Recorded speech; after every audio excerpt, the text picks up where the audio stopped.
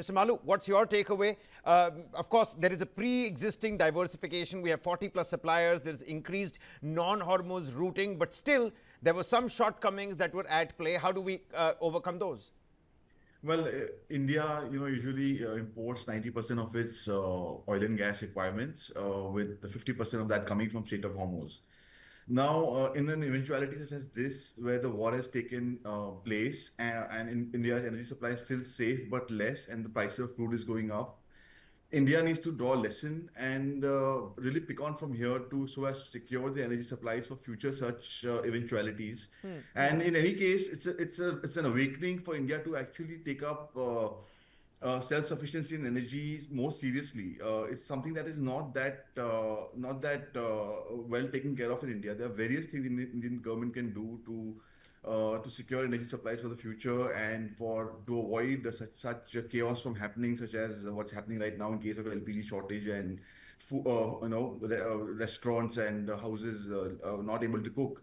Well, few things that they can do is increase exploration of energy blocks and energy within the Indian shores and offshore and near the shores, so as to increase their reserve size and be self-sufficient to a larger degree. We struck oil and gas in Andaman and various other places. Gujarat in the past, Rajasthan Kane was a finding.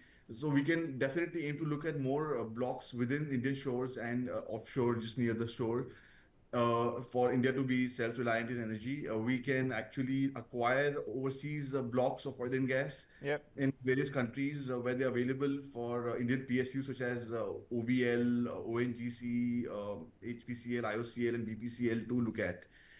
They can be directed to look at blocks overseas to increase their capacity and import their own natural gas which is owned by them. This is a part of energy self-sufficiency, and a lot of countries are taking this route. A lot of wars that have happened in the past in the Gulf and other places because the conspiracy theory says it's due to oil. Oil is a necessary commodity, gas is a necessary commodity, and we need to be self-sufficient, and we can do it legally, financially through acquiring blocks in foreign countries.